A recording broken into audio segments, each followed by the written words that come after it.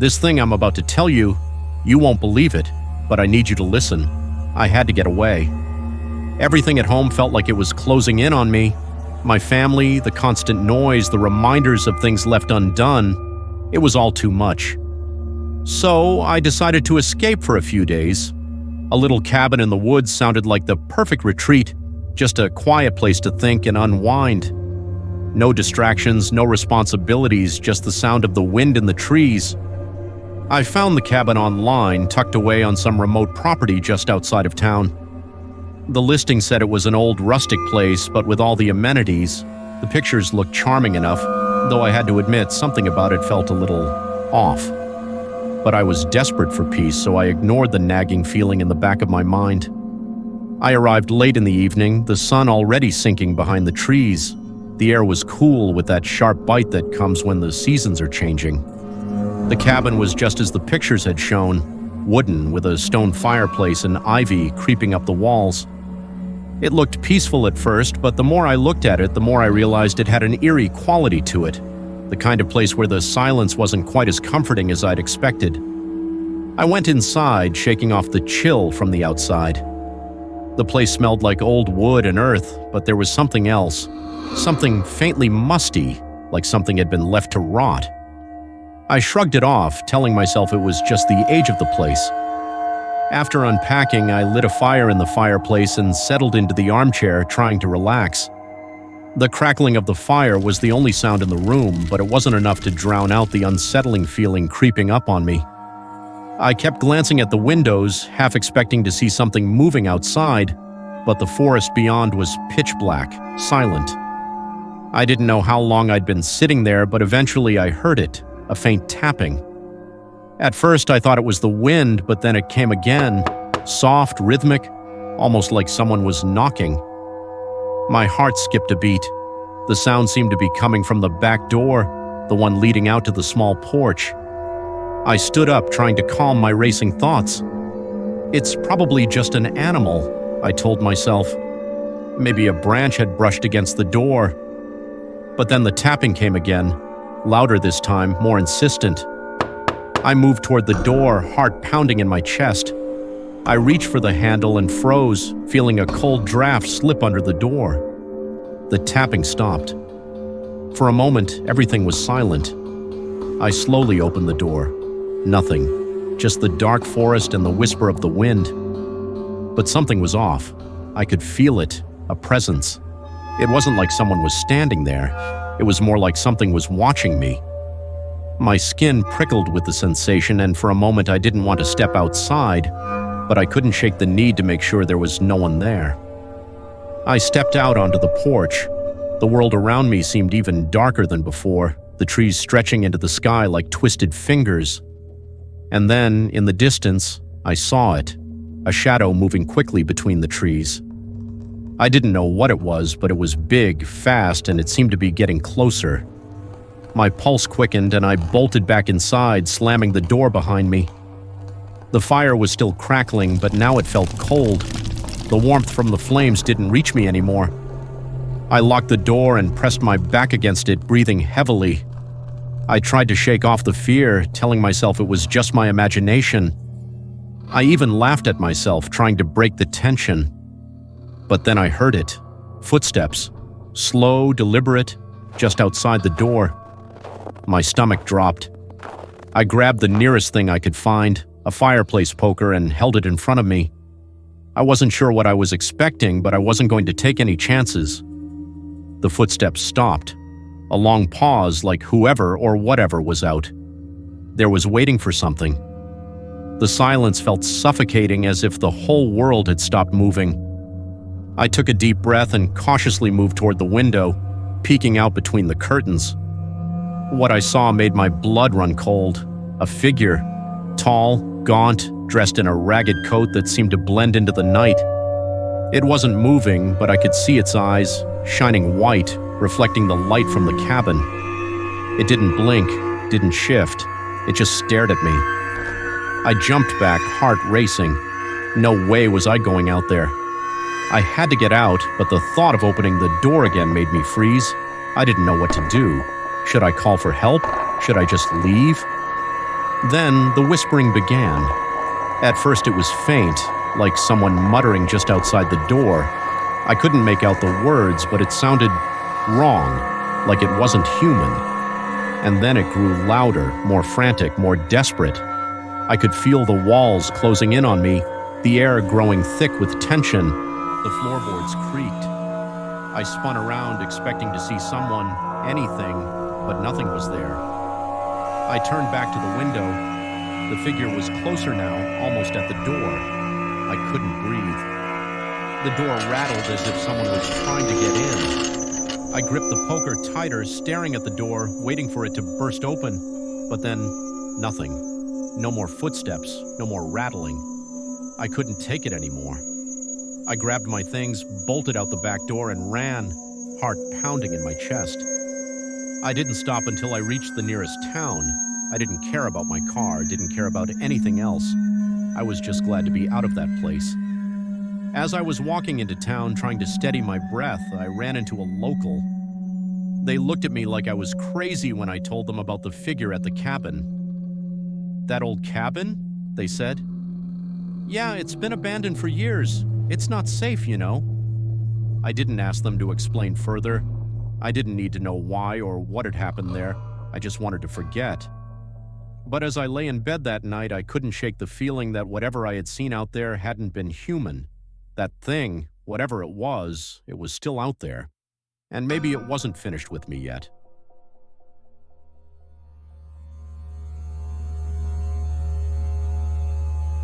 It was supposed to be a quiet weekend. Just me, my phone, and the endless stretch of a lazy Friday afternoon. I'd been looking forward to this trip for weeks. A remote cabin up in the hills.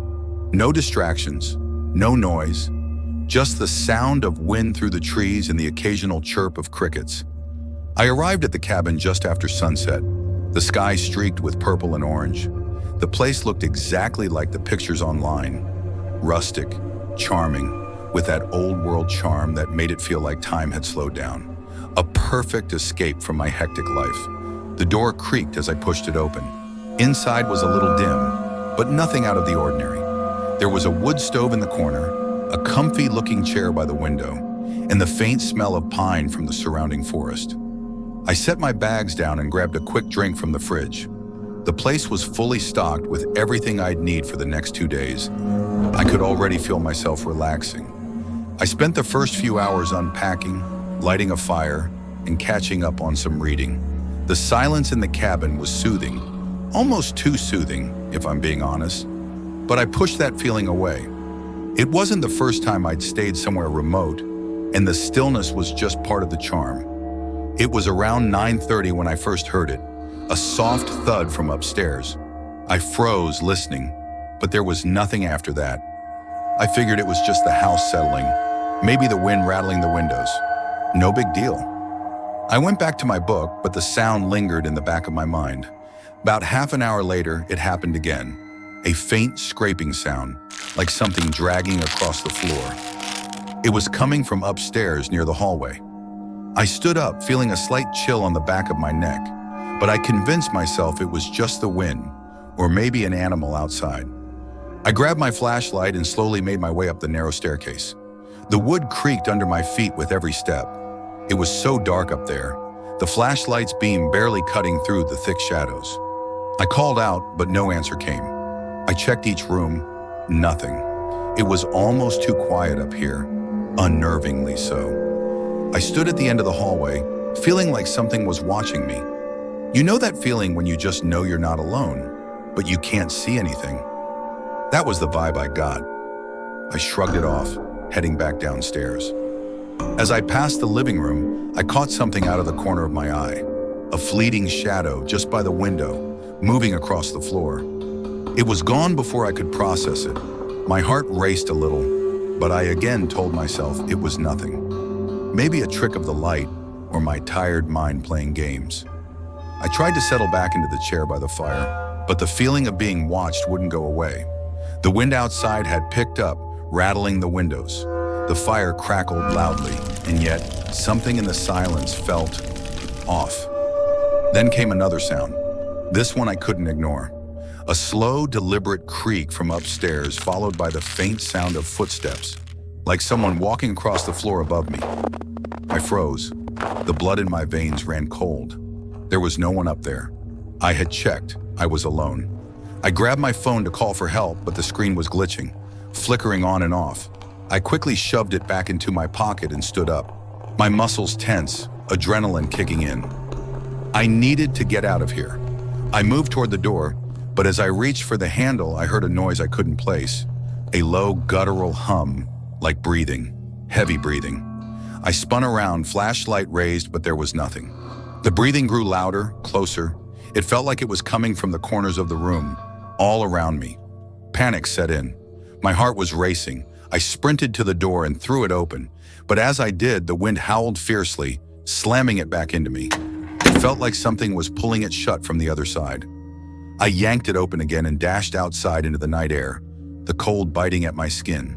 The cabin loomed behind me, silent now, like it was waiting. I felt like I was being chased, but when I looked back, there was no one there. Just the dark silhouette of the cabin against the starry sky. I didn't know what had happened, but I felt it. There was something in that cabin with me.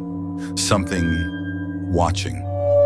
Later, when I checked the cabin's guest book, I saw a note that made my stomach churn. Do not stay in the attic. It watches and it waits. I didn't need to see anymore. I grabbed my things and left without a second thought. To this day, I wonder what I encountered in that cabin. Was it just my imagination, or was there something truly wrong with that place? All I know is that it wasn't just the silence that made me uneasy. It was the feeling of being watched. So if you're ever thinking about booking a secluded spot for a weekend getaway, take my advice. Avoid places that feel too quiet. You might not be as alone as you think.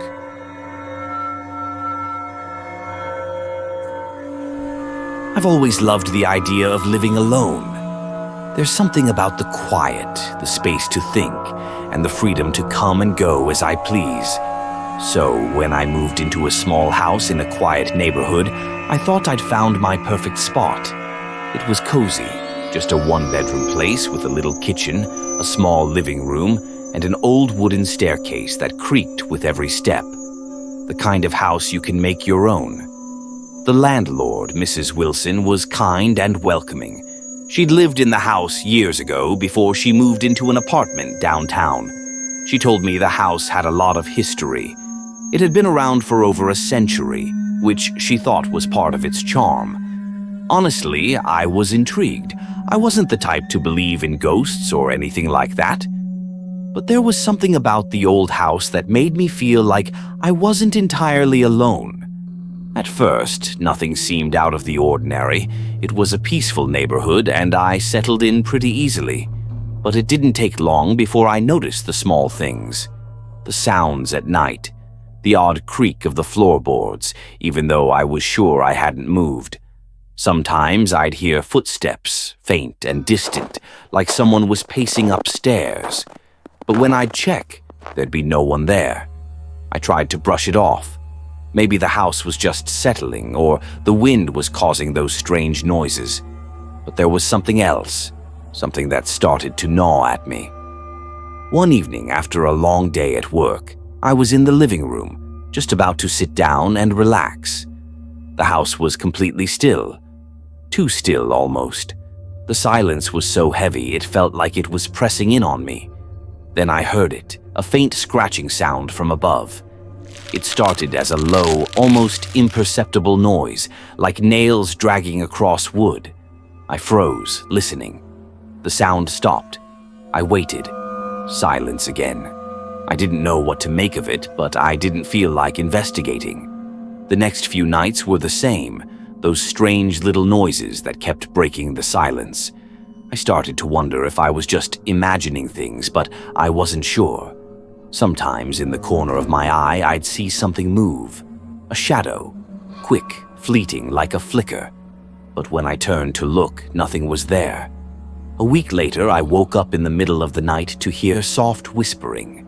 It wasn't loud, but it was there, just faint enough to make my skin crawl. I sat up, heart pounding. I listened, straining to make out the words. But there was nothing, just that quiet murmur, like someone was standing in the room with me, just beyond my sight. I told myself I was tired, that it was just my mind playing tricks. But deep down, I knew something wasn't right. That feeling of being watched, it was there, lingering. Every time I left the house and came back, the door was slightly ajar. I knew I'd locked it. I was sure of it. But it didn't matter. Every time it was the same. Just a little bit open, as though someone had been inside while I was gone. One night I decided to confront whatever it was. I waited for the noise to start, then I went upstairs. I could feel my heart racing in my chest, pounding like a drum in the quiet of the house. The footsteps had started again. Slowly, I crept down the narrow hallway, trying to keep my breath steady. I reached the end, where the stairs led up into the attic. I knew that attic had always been off limits.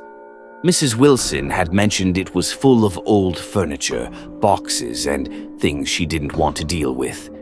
But tonight, something was calling me there. It was like a compulsion I couldn't explain. I pushed open the attic door. The air was thick with dust, and the dim light from the hallway barely illuminated the space. There was a musty smell, the kind of smell you get when something's been shut up for too long. But as my eyes adjusted, I froze. There, in the far corner, a shadow moved. At first, I thought it was just a trick of the light, but then I saw it again. It was unmistakable, a person hunched low, watching me from the darkness. I should have screamed, should have run, but instead I just stood there, frozen, unable to move. The figure didn't move at first, it just watched. Then slowly it began to crawl toward me, its hands dragging on the floor, making a low scraping sound that sent chills down my spine. I turned and bolted down the stairs, tripping over myself as I ran. My mind raced. Who was in the house? Why was there someone hiding in the attic? I locked every door and window, my hands shaking as I tried to steady my breath. I called Mrs. Wilson. I told her everything, but when she came over, she found nothing. No footprints, no signs of anyone. It was as if the attic was completely empty. That night, I didn't sleep. I sat in the living room with the lights on, the door locked, and my phone in my hand, ready to call the police if I needed to. But nothing happened. The house was quiet. The next morning, I went upstairs again. I couldn't help myself. I needed to know. I opened the attic door, and there, lying in the middle of the floor, was a pile of old clothes, and on top of it, my jacket, the one I'd worn the night before. I didn't understand. How had it gotten there? I hadn't left it upstairs. But there it was, and that's when it hit me, the truth. I wasn't the one who was alone in that house. Someone, or something, had been watching me the entire time. I don't live in that house anymore. I moved out the next week. I tried to forget it all, to move on, but there's something I can't shake. Every time I close my eyes, I still feel it. Those eyes, watching from the shadows. And sometimes, just sometimes, I hear that scraping sound again. So if you ever find yourself in an old house, maybe take a second look at the attic. You might not be as alone as you think. Make sure to like this video and subscribe. Hit the notification bell so you won't miss what lurks in the shadows next time.